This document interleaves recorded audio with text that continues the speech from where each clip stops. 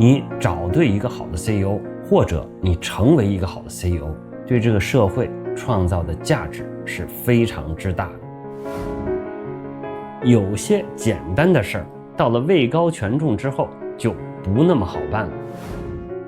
你说当管理者开心吗？有他开心的地方，但是这种爽是有代价的。历史代表着通鉴，通从古至今，鉴过去的镜子，提示现在，也提示未来。冯唐讲《资治通鉴》。冯唐讲《资治通鉴》第3个例子，君王之人，讲的是魏文侯5个小故事。用这5个小故事来跟大家阐释什么是君王之人。他不是文人的人，不是武将的人，是君王做一把手他的人。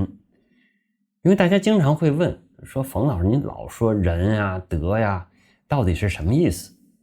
这里需要明确一点，我所谓的仁和德是从管理上来看，不是通常的道德。为了和大家讲清楚 CEO 的仁德，我会在冯唐讲《资治通鉴》里跟大家举好多相关的例子，因为这个事儿太重要了。你找对一个好的 CEO， 或者你成为一个好的 CEO， 对这个社会创造的价值是非常之大的。好，我们讲回魏文侯为代表的君王之人，讲了5个小故事。第一个故事非常简单，待会儿我会就着原文跟大家翻译和探讨。简单到什么程度？说的就是魏文侯讲礼貌，很多有能力的人就跑来帮助他。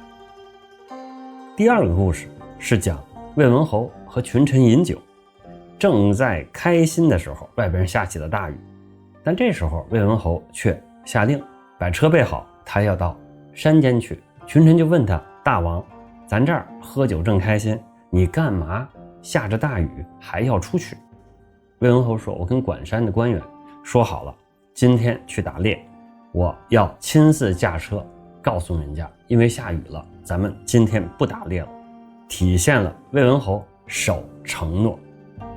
第3个魏文侯君王之人的小故事是讲魏国旁边2个国家，韩国和赵国，都想让魏文侯帮助他们自己去打对方。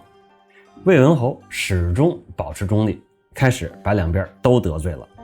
后来2边都从某种渠道知道了魏文侯对2家说的都是一样的话，非常佩服魏文侯的为人和格局，都来朝拜，这样魏国就成为了韩、赵、魏3国的领袖。第4个小故事，魏文侯攻打中山国，占了土地，封给自己的儿子魏姬，大家都说他是仁德君主。这时候有一个叫任祚的人说，您得了中山国，封给儿子而不是封给兄弟，不算什么仁德君主。魏文侯非常生气，任祚吓得赶快逃跑。这个时候一个叫狄黄的大臣又说了，您算得上仁德君主，为什么呢？因为只有仁德君主，你的臣子才敢说真话。刚才任祚的话很直接，所以您一定是个仁君。魏文侯转怒为喜，赶快叫狄黄把任祚追回来，亲自下堂迎接，奉为上宾。第5个故事，魏文侯和国师田子方饮酒，席间魏文侯听出了边中的乐声不协调，左边声音高，田子方就说了，国君要懂得任用乐官，不应该亲自去懂音乐。您这么精通音乐，我反而担心您会忽略任用好的乐官。魏文侯听了之后连连夸奖说，你说的对，你说的对，我受教了，我受教了。这就是魏文侯君王之人的5个小故事，且听我一一给大家借着原文来分析。第1个小故事讲魏文侯懂礼貌。魏文侯以卜子夏、田子方为师，就是魏文侯把卜子夏、田子方虽为 mentor， 英文啊 mentor mentor 导师。我妈呢经常把一些英文单词的发音直接汉化 mentor 馒头导师，有点不太好听，但非常容易记。我姐呢曾经有个男朋友叫 Roger 罗杰，我妈呢不管他叫罗杰，叫弱智，说哎弱智过来看你了，弱智给你打个电话。这是我妈非常常用的学习英文的方法。咱们说回魏文侯，魏文侯呢以卜子夏、田子方为老师。卜在过去呢是个官儿，他干什么呢？就做占卜的。道家有武术，山医命相卜，其中有一项就是算命占卜。卜子夏他们家呢拿这个官名当成了他们的姓氏，这个人叫卜子夏。魏文侯呢每过段干木之庐必逝，段干木是个人，魏文侯每过段干木的家都会逝。逝呢有各种说法，孔颖达是这么注的：逝为俯下头也，就是逝就是低下头行礼的意思。也就是说魏文侯每次过段干木他们家都非常恭敬行个礼。后边一句四方贤士多归之，就东南西北的有能耐的能干的人都来找魏文侯，为魏文侯服务。中间的因果关系是什么？其实不难理解。位高权重的人不容易有礼貌，但是恰恰我想跟各位说的，哪怕你做到魏文侯的位置，你也要有礼貌。为什么呢？你占了山顶还不能骄傲，你越有礼貌，越有能干的人汇聚到你身边来。有些简单的事儿到了位高权重之后就不那么好办了。越是这个时候，你如果还能做到，那是你真牛逼，你就会创造很多奇迹。我举2个例子，几个跟我交往时间很长的老哥，我发现他们一从不迟到，2常常提前5分钟、10分钟甚至15分钟来到饭局，3甚至提前安排好座位，提前点好菜，还给菜配好酒。这些人位置都已经很高了，但是越是他们越会客客气气。你想想这样的老哥，你能不尊重吗？相反，一些小年轻办事拖拖拉拉，经常迟到，指桑骂槐，说哎呀都是北京交通不好，哎呀都是天下的雨。北京交通不好不是新闻，天下不下雨，你现在有智能手机，你看一下就大致知道。所以刚才指桑骂槐的这些说法都不是迟到的理由。再举个例子，我在协和学医的时候，我那时候年轻，功课又重，晚上睡得又晚，第二天特别不想起。如果8点上课，我甚至7点50、7点55才爬起来。但是有一段在临床实习的时候，我们要求早去病房，叫早查房。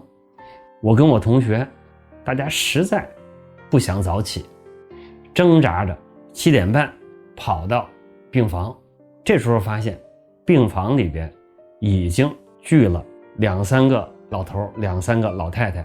这么说呢有点不恭敬，其实这些老头老太太都是我们的老教授，都是我们的前辈，我们前辈的前辈，加起来差不多500岁，还坚持查房。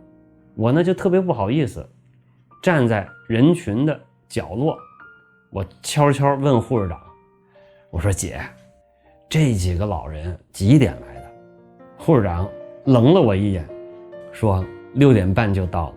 我就住在学生宿舍里，老教授呢也住东单，但从走路过来的时间上来讲，还是比我长。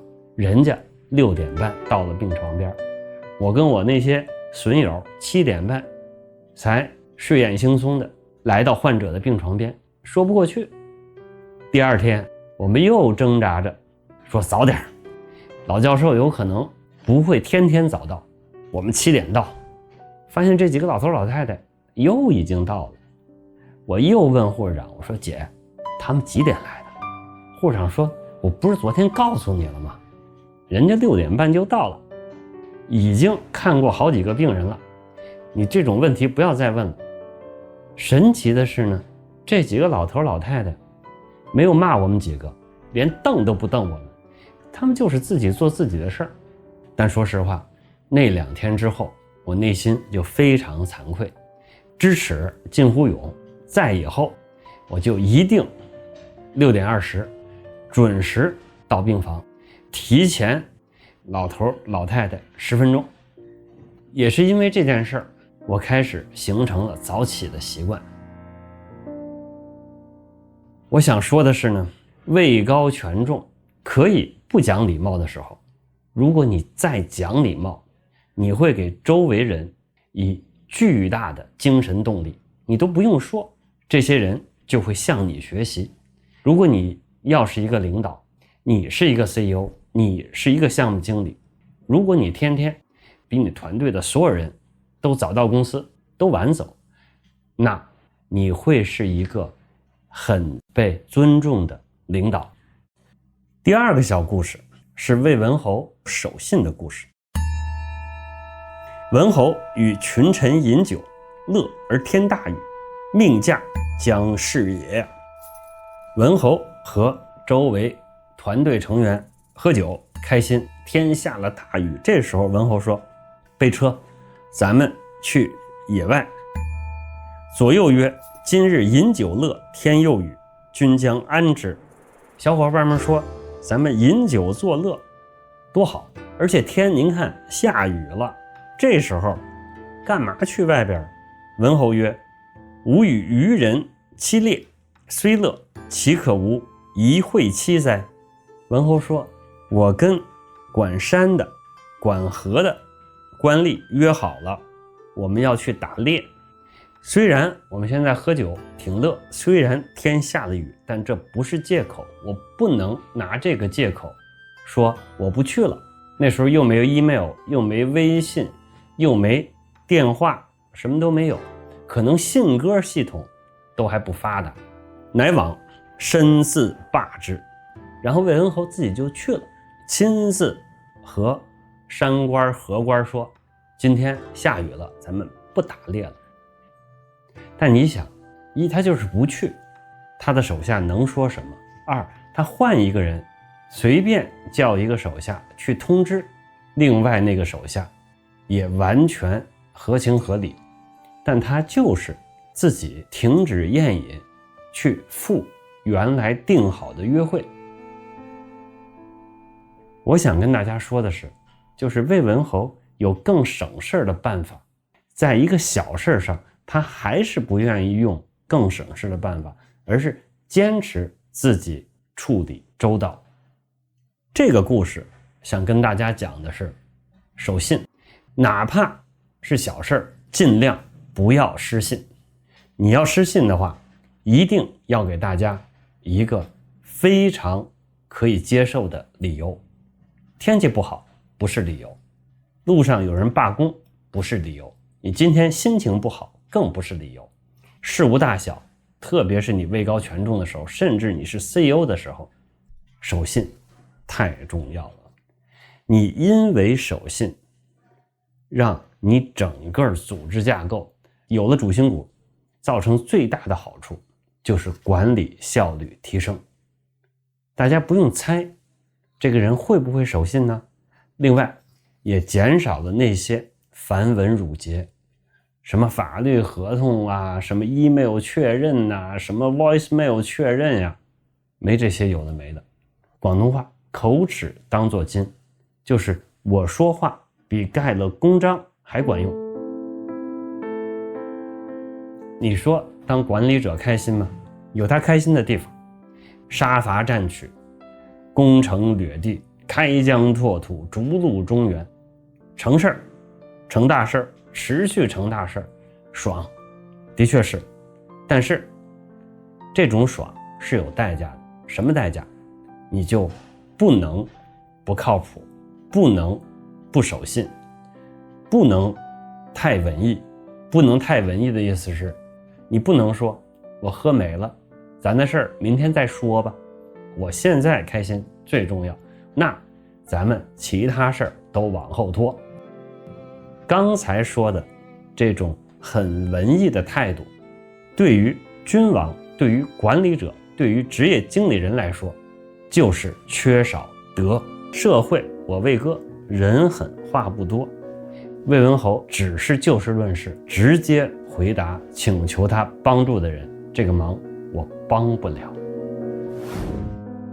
哪怕很仁慈、很仁厚、很仁德的总裁，他们也是喜欢听好话的。如果你打开报纸、打开杂志、打开任何一个媒体，说的都是一个声音，不讲问题，并不意味着这些问题不存在。君王之仁，有时候不在于他无所不知、无所不能，他最重要的是知道用人。历史代表着通鉴，通从古至今，鉴过去的镜子，提示现在，也提示未来。冯唐讲《资治通鉴》，欢迎回来，咱们继续讲《资治通鉴》第三个魏文侯君王之仁的小故事。韩借师于魏以伐赵，韩国向魏文侯借兵去打赵国。文侯曰：寡人与赵兄弟也，不敢闻命。魏文侯说：我跟老赵是兄弟，我不能帮你这个忙。赵借师于魏以伐韩，文侯应之亦然。下一次赵国向魏文侯借兵打韩国，魏文侯说的也是一样的话，我和韩国是兄弟，我不能帮你打韩国。两个国家的反应都是一样的，揭怒而去，都很生气的拂袖而去。已而知文侯以讲于己也，皆朝于魏，魏于是大于三晋，诸侯莫能与之争。后来韩国和赵国都慢慢知道魏文侯在背后是如何说的，深深的被魏文侯的气度打动，都来朝拜魏文侯。正因为如此，在赵魏韩三晋中，魏国变成了老大，这就是德。这个德是什么？你看啊，有几层。一层，不乱帮着人打架。第二层，不把话完全说破。社会我魏歌，人狠话不多。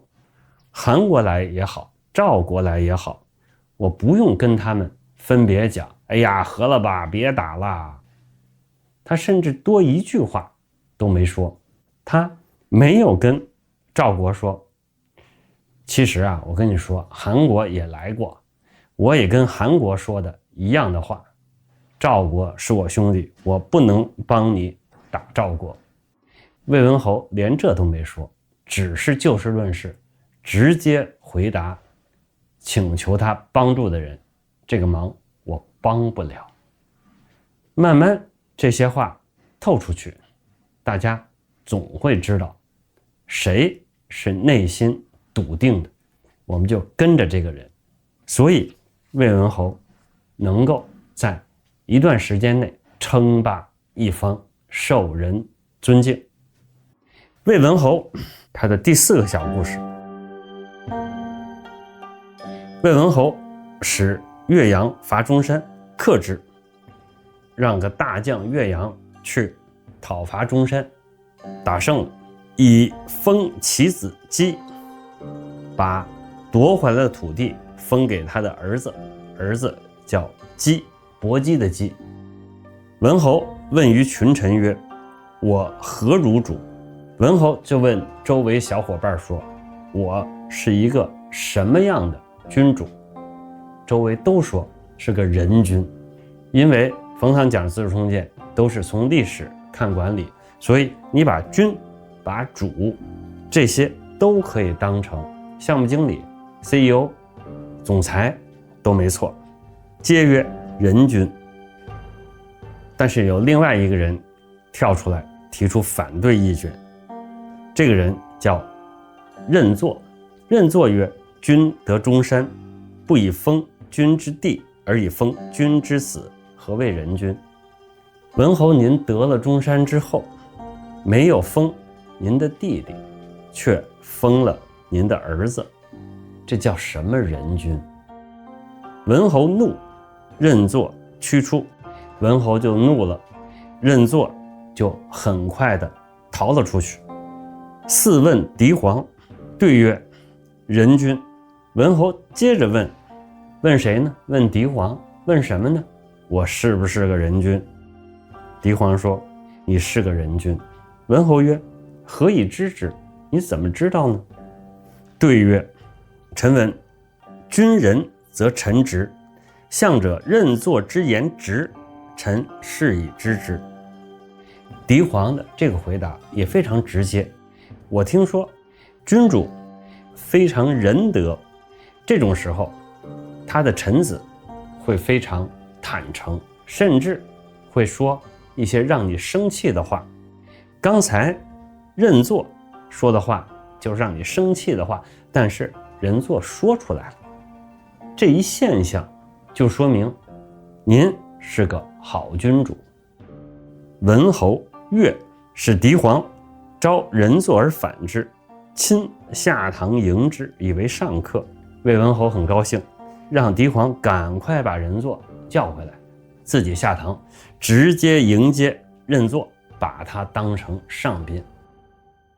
你看，虽然短短的一个小故事，大家在打胜中山之后，魏文侯跟大家聊聊，说我是不是一个好皇帝？这要正常情况下，大家嘻嘻哈哈说，打了胜仗，英明，手段高，或者欲扬先抑，说哎呀，那开始打得不顺利，之后打得好顺呢。一转折，有人提出反对意见，你不是个人君，你做事不地道。